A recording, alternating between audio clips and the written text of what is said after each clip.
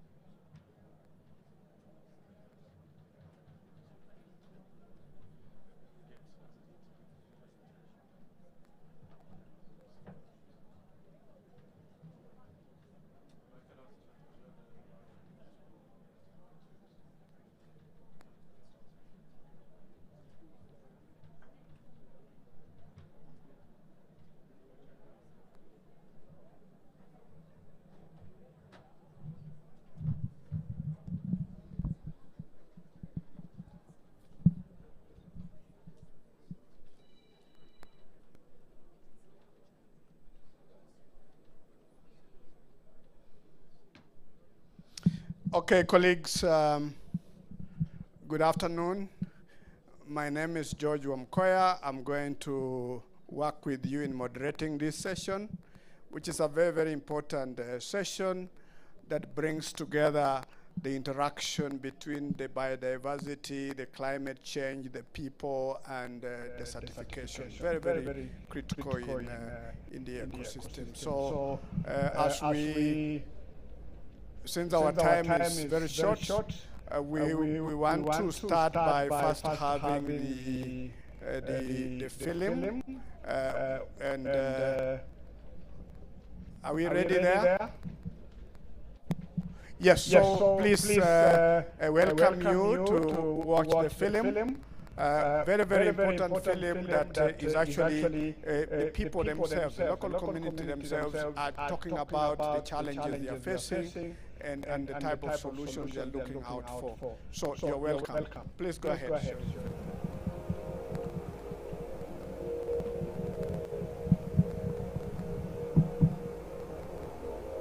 Climate change is a reality. You know, initially it was something that we used to hear in publications, but now it is something that we are living with it. Last year we got a very hard time because the animals are dying around, both the domestic and wild animals, because no rain.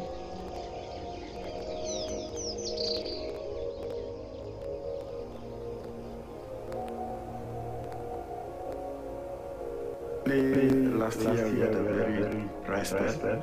The drought was very severe, and we lost a lot of animals. Like now you can see the grazers here, there are a lot of carcasses here. Unprecedented times are upon us. Iconic landscapes and species are threatened by drought and climate change. We have the responsibility to bequeath the world to the next generation. I think that together we have the task.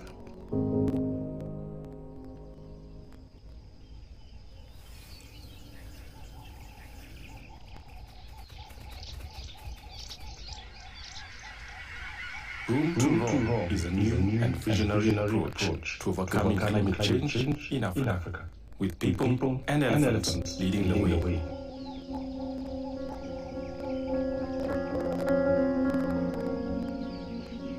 Landscapes have suffered across Africa due to fragmentation and land use changes, which make them vulnerable to the negative impacts of climate change. The communities and wildlife that call these lands home are already experiencing the impacts of climate change, especially the effects of drought and unpredictable rainfall. This undermines their ability to access food and water throughout the year, causing hunger and thirst, diseases, and sometimes even death. But wildlife conservation provides a powerful nature-based solution to these challenges by creating climate-resistant landscapes in which people and animals can thrive together sustainably. Across Eastern and Southern Africa, Ifaw is working with partners and communities to create room to roam.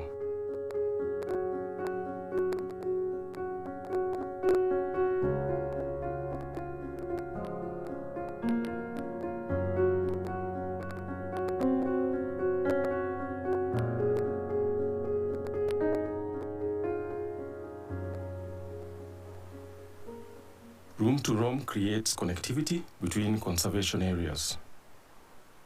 The vision for Room to Roam is to create a series of corridors from Southern Africa to Eastern Africa in which elephants will be able to roam freely, safely, and to thrive despite the challenges that they face from climate change. But to do so in a way that human beings also thrive through the conservation of those elephant habitats and through the resilient livelihoods that they're able to develop as a result of the program. As droughts and climate change force wildlife to move further and further in search of food and water, community lands act as crucial dispersal areas critical for their survival. Community engagement is essential to connectivity, and communities are the true stewards for the wildlife they live alongside. We partner with them to create a landscape in which people and animals share space in harmony, reducing human-wildlife conflict and continuing age-old coexistence in the face of modern challenges.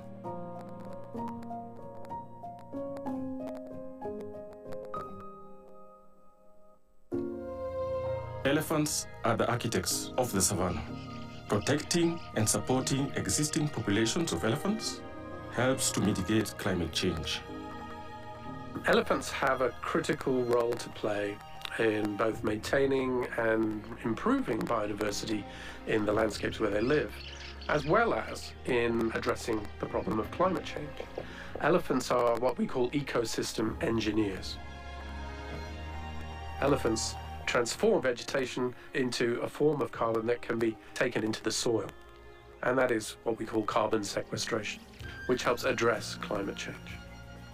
It's really important that in order to preserve biodiversity, to ensure that landscapes flourish, and also to sequester carbon and to address climate change, that we create space for elephants to roam and to perform the functions that they do as ecosystem engineers.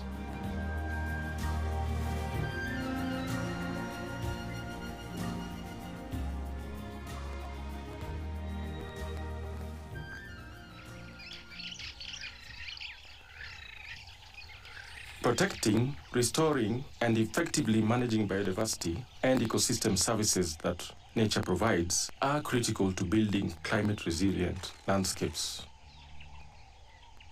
When we talk about a climate-resilient landscape, what we mean is a landscape in which the vegetation, the ecosystem is going to be resilient to the challenges of a climate in which there is increasing temperature and more variable rainfall.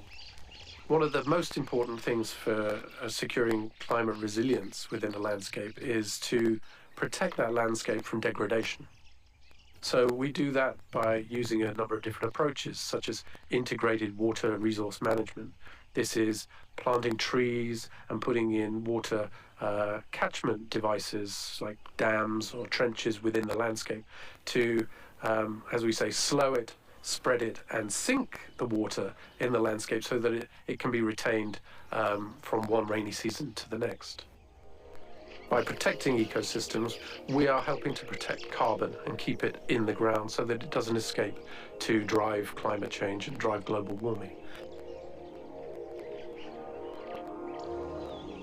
Resilient landscapes benefit both people and animals. We're working actively with communities to help them to build the capabilities and the skills to be resilient to that climate change over the long term, but also to those drought disasters that happen intermittently. And we're doing that through an approach called climate smart agriculture, where we're supporting farmers to adopt drought resilient crops, new types of production methods, and to be able to sell their products in the market to get cash that they can then use as savings or assets in the times of disaster. We're also helping them to develop new skills for business. So this can help them to maintain an income when there's a drought or if climate change causes stress for them. When communities are respected as the custodians of wildlife and assume leadership roles, we have a win-win situation as community empowerment and conservation go hand in hand.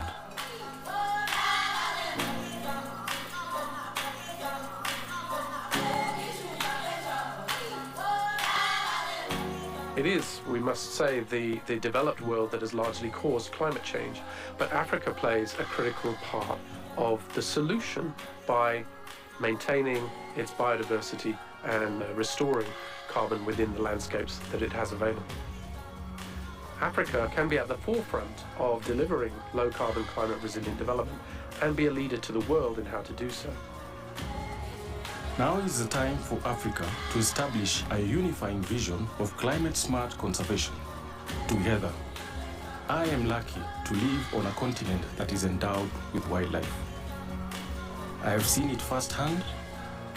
My children have been able to witness the magnificence of our biodiversity. But what about the next generation, my children's children? We are responsible for this planet. It was granted to us by our grandfathers and our great-grandfathers.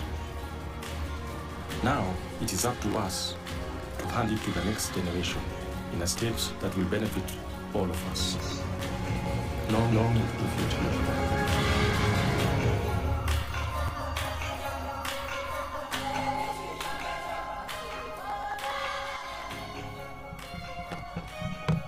Thank you very much for that film.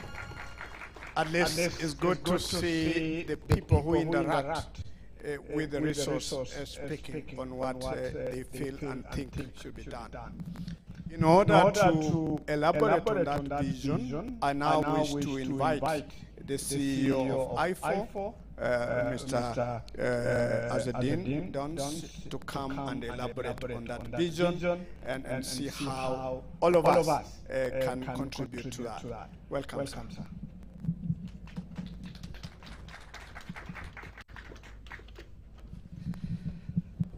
Thank you, and thanks everyone for coming.